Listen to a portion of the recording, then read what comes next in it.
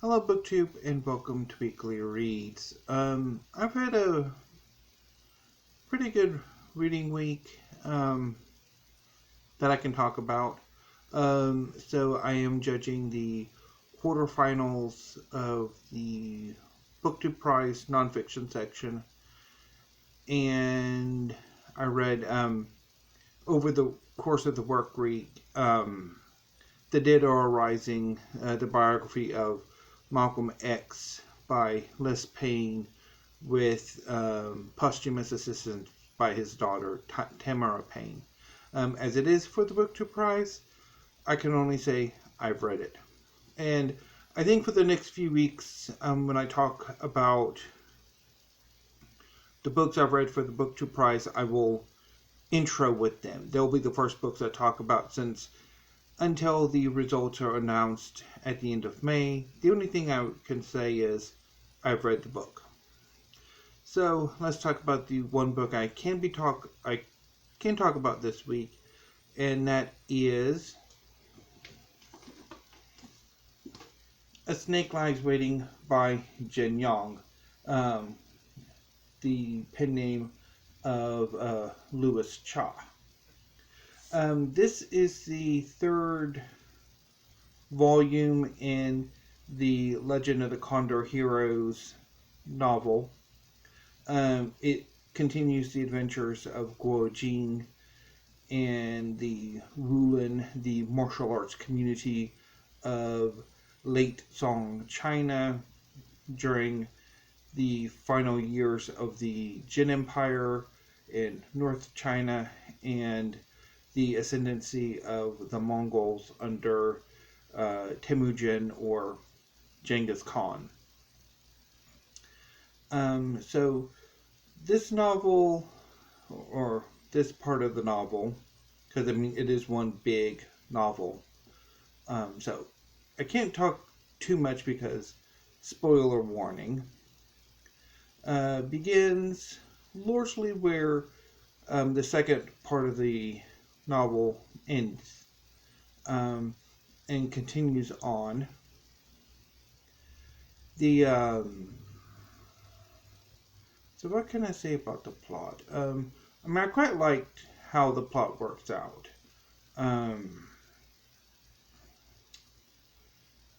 Over the course of this part of the novel.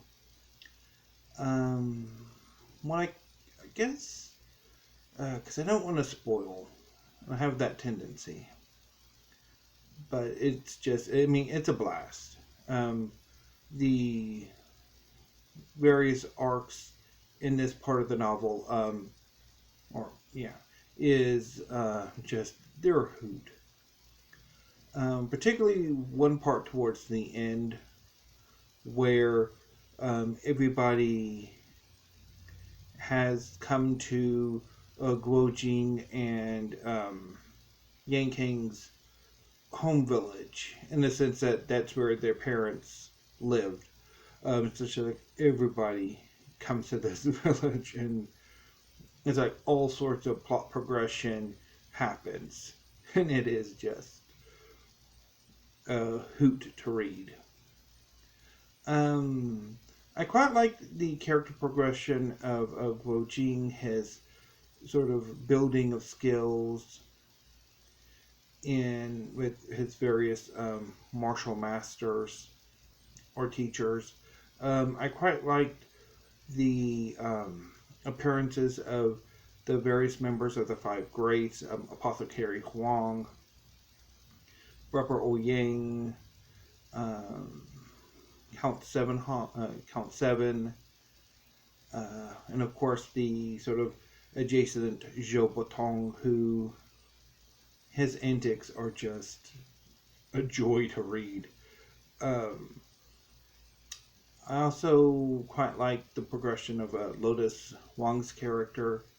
There are a few things though that kind of annoyed me a bit. I think Yang Kang's character,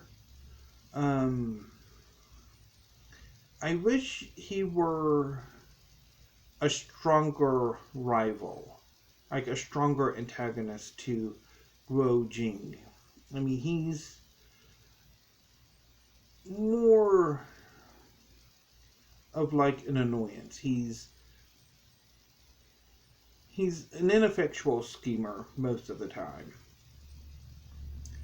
And that's kind of annoying. I kind of would like a more martial sort of challenge for Guo Jing.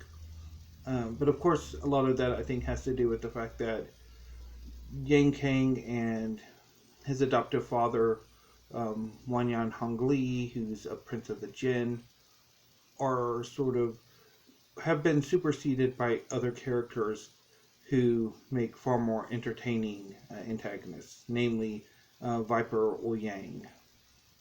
And when the mood strikes him, Apothecary Huang, who has a temper, amongst other things. He's, yeah.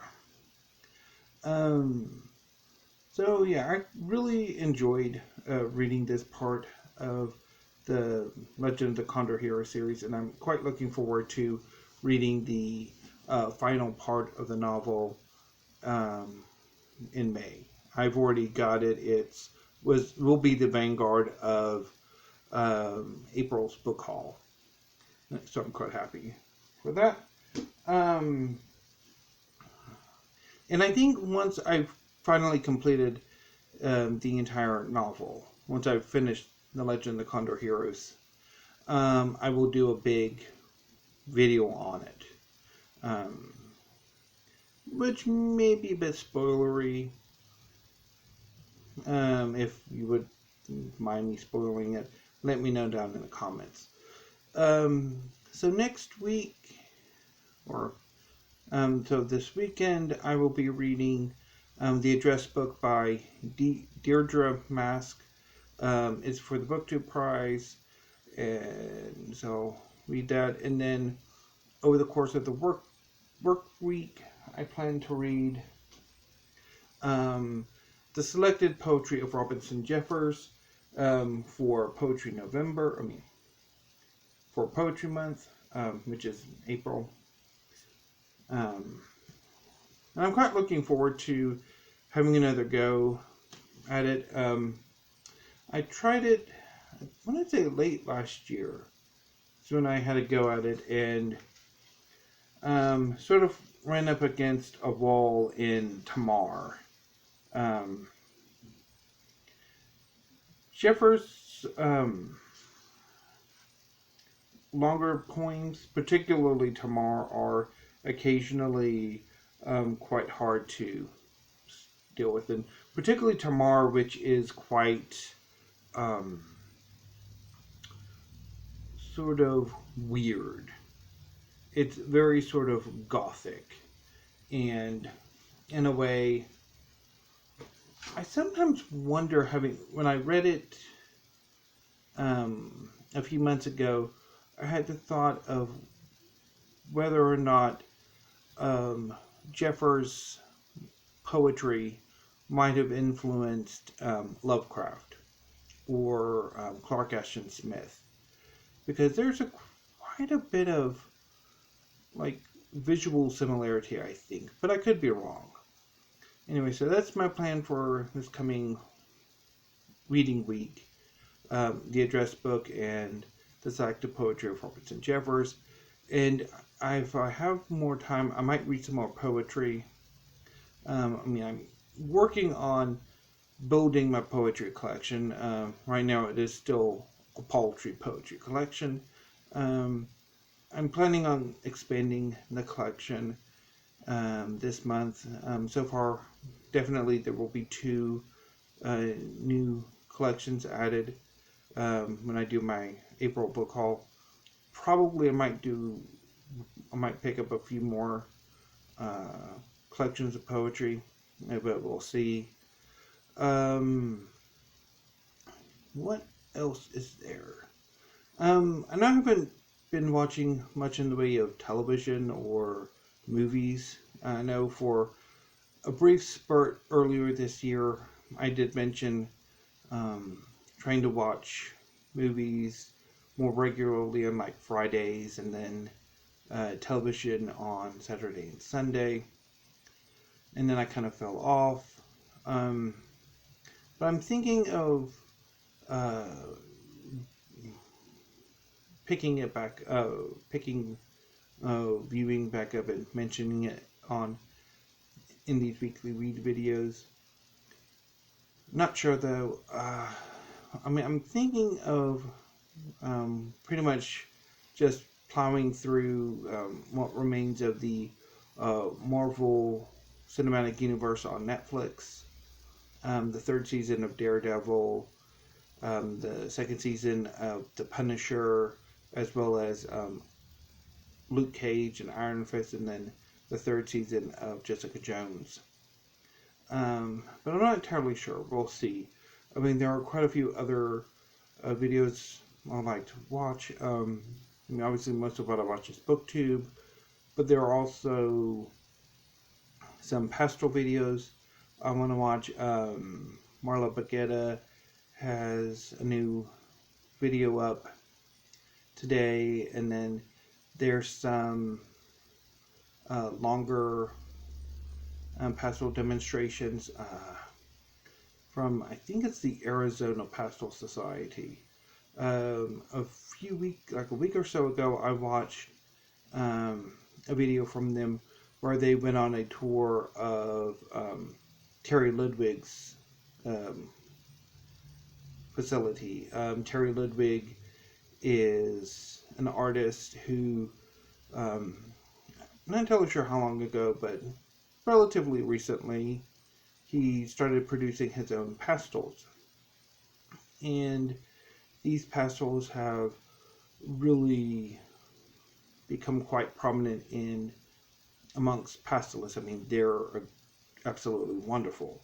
Particularly, he's created this one purple that's popularly called eggplant, which is just a wonderful dark color. It pretty much can replace black.